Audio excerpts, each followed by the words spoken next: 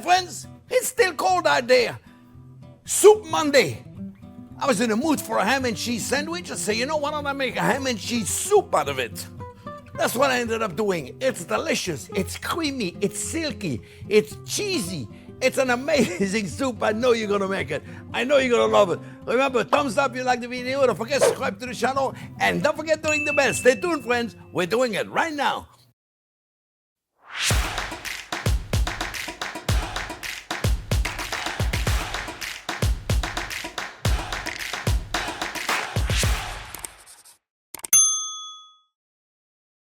Okay, friends, well, let me show you how to make this delicious ham and cheese soup. We're gonna have ham and cheese in the soup. Yeah. All right, friends, I got some onion going over there. I got 1.5 big onion, and that gave you maybe I don't know 3 cups of diced onion. And they're not too small and they're not too big either. They're medium. I'm telling you, I'm a philosopher this morning, friends. I tell you, get ready. So what we're gonna do is we're gonna make like a roux. So I have a stick of butter. That's 4 ounces. A stick of butter, right? 4 ounces. And I'm sauteing the onion, and you can see. And I don't want to brown them too much. I just want to let them release their sugar. So I want them to be translucent. Okay, we don't need to caramelize them that much for the soup. So translucent is enough. Translucent, you know, like when you first put them in the onion, they're white, and you cook them for a while, and they become translucent. They're releasing their sugar. Now, if we take a step further and we take that sugar and we caramelize it, that's how you caramelize the onion. All right. So I got a bunch of ingredients in here. Remember, mise en place. When you're making anything, you gotta have mise en place. Everything ready, chopped, and ready to go. Okay? Because if you do that, then you can really enjoy the pleasure of cooking. If you're preparing in the middle of it, it gets frustrating. So I got 3 ounces of flour, and we're gonna put it in here, and we're gonna mix this up. We're gonna make like the roux because I got my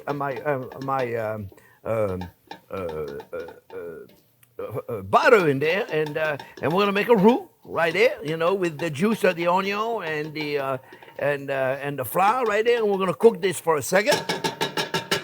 We don't need to cook it that long. It'll cook in the soup, so we don't have to worry about it. It's gonna cook. And then we're gonna take 2 cups of milk, right there. 2 cups of milk. We're gonna mix all this up, mix it all up, and it's gonna get thick. And then we're gonna put the other ingredients. So far so good, right? Easy. 1.5 big onion diced, a stick of butter, 4 ounces, and 3 ounces of flour. We got some 2 tablespoons of garlic, chopped garlic. It don't have to be chopped that fine, but chopped garlic. 2 tablespoons of fresh thyme. You don't have fresh thyme, you can put dry thyme. But remember, if you're using dry, what do? Cut in half, only 1 tablespoon. Eh? Dry herbs are a lot more potent. You see, look, I told you it's going to get really thick. You see right there? You're going to get really thick. So now you want to reduce your heat a lot so you don't burn the bottom of your pot. You want to cook this for a little second. And then we're going to add some vegetables. I got some 2 big baking potatoes chopped in fairly medium-sized dice. Put this right on top of it. We got 3 stalk of celery, also in little pieces. And we got about 4 or 5 carrots. Depends the size of the carrots. I cut them in the wheels. You can cut them in little slices. Don't worry about it. All right? Now, flavoring, friends. We're going to put a 1/2 teaspoon of cayenne pepper. You don't like it hot? Don't put it in. By the way, if you don't have a thyme, you can put a rosemary or whatever, oregano, whatever makes you happy. I have 2 teaspoons of cumin. 2 teaspoons of cumin. And right here, friends, I have 8 cups of chicken stock. Pretty simple so far, right? Straightforward. We're probably going to need more stock. But we're going to work on that later, okay? We're probably going to need more stock. So I am going to mix this up really well. Now, my stock doesn't have any salt, friends. My salt doesn't have any salt in it. My stock doesn't have any salt on it, so I can put a salt. But be careful with you if you're using a store-bought salt. A store-bought stock. Be careful. Watch the sodium content. It may already have enough, so you don't need to add more. So be careful, eh? Look, so far so good, right? I don't do anything complicated. What we're gonna do, friends, we're gonna cook this for a while, like maybe, I don't know, half hour or something, until the vegetables start becoming really nice and soft. And then we're gonna add the cheese. I'm adding 5 ounces of cheddar cheese, grated, and I have 1.5, 2 ounces of Gruyere cheese. You can put mozzarella, you can put whatever you want. And you can just put cheddar. And I have about a 3/4 of a pound of ham that I buy at the deli. And you buy whatever ham you want. And what I do is I ask them to slice them, you see, about 1/4 of an inch thick. And then I cut them in strips, and I cut my strips in little dice. Now, I'm not going to put them right now because they don't need to cook that long, you know. They just need to get hot. So, because they're already cooked, you know, it's a baked time already. So what we're going to do, we're going to cook the vegetables. When the vegetables are getting nice and soft, we'll put this in, and we'll continue cooking it for a while. And we'll adjust the stock if we need to do it. We'll do all this in about a half hour from now, all right? Friends, so I'll see you in a minute.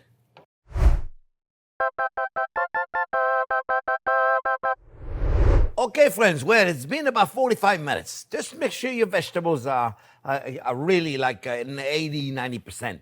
So then we're going to put our cheese in there, cheddar cheese. Like I say, you can put whatever cheese makes you happy. How much you put in? That's up to you. I gave you my measurement at the beginning, but you can really do, you can put more, you can put less.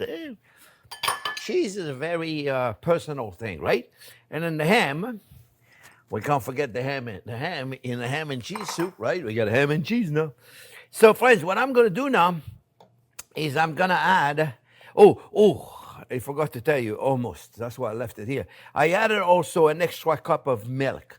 So now we have 3 cups of milk total, okay? I forgot. So I want to make sure I told you that. I am going to add a cup, approximately a cup of heavy whipping cream to give it a little more richness. You don't have to. You know, you really don't have to do that, but you don't have to use butter either in food, you know. Or you don't have to use wine in it. You do it because you like it. So if you have it, about a cup of heavy whipping cream, it's going to give it a beautiful richness, okay? That's about a cup. I didn't measure it, so you see, you don't have to measure it. You know, it's up to you. Look at this, see? Now, it's looking good, but it might not be the right texture yet, you see? So I'm going to bring it to boil it and see what happened. I wanted to also tell you, I like texture. You get that pot? You got that pot? Yeah. I like to have a little extra texture in my soup, so I boiled a little barley. I don't know if you ever did work with barley, friends, but it's fabulous. And this is the instant barley, so you buy it at the grocery store, and takes about 10-12 minutes to cook. I cook it in a chicken stock or a vegetable stock. You don't never cook it in water. The water tastes like nothing. You know, the barley is little and it's going to absorb all this. You got to have water in it, or do you want a nice stock in it? You see? And then, so it's really simple, right? You bring your stock to boil, right? And when it's boiling, you put a cup or 2 or whatever it is you put and you want to put in there, in 1 cup. And then you double the amount. No, I'm sorry. Let me start all over again. It's 1 cup of barley for 2 cups of stock, or a cup of water, they tell you, right? So what I do is I boil the stock first, 2 cups. In this case, it was 3 cups because I have 1.5 cups of barley. I like to make extra because it lasts a good week in the fridge. A week, and you can put it in soup. You can put a little bit of olive oil in there and make a little salad with it. Little chopped tomatoes, you know, like little cherry tomatoes, little cucumber. You make a salad with it. It's fabulous. You put it in soup. You put it next to a pork chop. You put it next to anything. You can saute some onion and mushrooms and put it in there and make like a barley risotto in minutes. So it's a great product. I highly recommend it. you try it. So I'm going to add a little bit in there because I wanted the texture of it, you see? So I wanted to show you the texture, friends. You know, it always makes the video too long. Why I'm talking. But I got to explain you this, you see? Look, you see, let me do right there. You got the camera, you got it? See, it's too liquid. It's too liquid. So now, it's a very fine line here. I want to bring it to boil first because there's a very fine line of too much and not enough, right? You know what I'm talking about, right? Sometimes you make it and it's perfect, and all of a sudden you make it and it's too thick. So look, let me put it. Oh, I got some on the stove. That's okay. 2 spoons of barley. That would be about a cup of raw barley, maybe a cup and a half. This again, you know, put whatever you want in there. You may not even want to put barley in there. You may want to put orzo pasta, or you may want to put rice in it. It'll be great in there. But give it some texture. Texture is the conductor of flavor, you know. And obviously, it's really important for the texture of the soup. And the barley and all that is good. But see, this is too liquid. Too liquid, friends. It's too liquid. So what I'm going to do when it's too liquid like that, I bring it to boil, and then I'm going to put a little bit of cornstarch. I got a little bit of cornstarch diluted in water. Just a little bit of cornstarch. It's a consistency of like heavy cream, if you will. And then you got to wait for it to boil. And then I'm going to serve it with those cheese crostinis. All I do is just take some bread, slice it thin, and I put a Parmigiano Reggiano and Swiss cheese or mozzarella or whatever cheese you want to put on here. And then you put it into the broiler for a minute, and you got yourself cheese crostini. So really no big deal, right? You know, nothing we do in the kitchen is a big deal. Everybody can do what we do, friends. You know, I always tell we're not rocket scientists, you know. We're chefs. And what we do is really simple. We're cooks. We cook. We put ingredients in a pot. What's the big deal? You can all do this. There's nothing I do that you cannot do. Nothing. Oh, yeah, maybe I do a little faster than you because I've been doing it for 50 years. Yeah, so I'm a little faster, but you can do it. It's not that big of a deal. Look. All right, so it's boiling now, right? So now, you know, it's a fine line I'm walking, because if I put too much, then I have concrete. You see, I use this, by the way, friends. This like flat wooden thing, because it scrapes the bottom of my pot, and I like to work on a bigger pot than I really need. You see, this was a much bigger pot than I need, right? But if I did it in a small pot, I wouldn't have the luxury to do what I'm doing right now. Scrape the bottom of my pot. It doesn't seem like it, but trust me, when you have a flour a little bit, you know, the flour falls in the bottom. So you don't want it to stick in the bottom. So you scrape it. It's little things sometimes that make it like, wow, I was doing it exactly like he was. Sometimes I receive a message, you know, from some of my subscribers say, I did everything exactly the way you did, but it was a catastrophe. I'm like, you could not have done exactly everything I do because I'm doing it. Right now, if you do exactly like I'm doing it, you got to do like me. It's because you missed something, or because I forgot to tell you something. That's why sometimes I rather say more than not enough. Oh, look at this. You see, look at this. Look at this. You see? Now I got the right texture. One more thing you got to do, okay? And then I'll leave you alone. You got to test it. You know, does it have enough salt?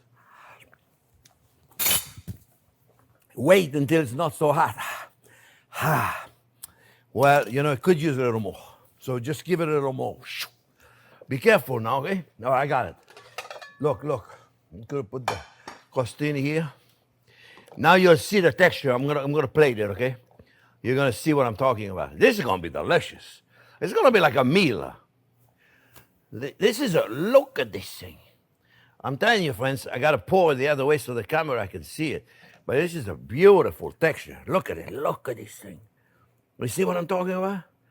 This is gorgeous. Oh, yeah, this is going to be delicious. All right, now what I do is I take the crostinis and I put them around like this. Put them around, put 2, 3, 4, 17 around, however, right? It doesn't matter. Put them like this. They look good, you see?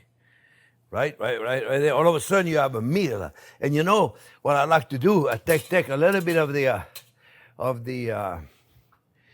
also right there and put it right in there. The barley there also, I call it also, the barley right in there. My friends, this is a ham and cheese soup. It's my new creation. I love it. This is gonna be delicious. You see? Now, see, you got a meal in there. This is not just a soup, okay? This is a meal. This is gonna be really, really delicious. Probably gonna be hot. Wow. Oh wow, let me turn it off. It really is delicious. It's all about the texture, you see? The texture is everything, my friend. You got it right there. Let me blow it a bit on there. Oh, It was hot. Quite crostini. My friend. It's delicious. I hope you make it. Remember, thumbs up if you like the video. Don't forget to subscribe to the channel. And don't forget to ring the bell. Thanks for watching.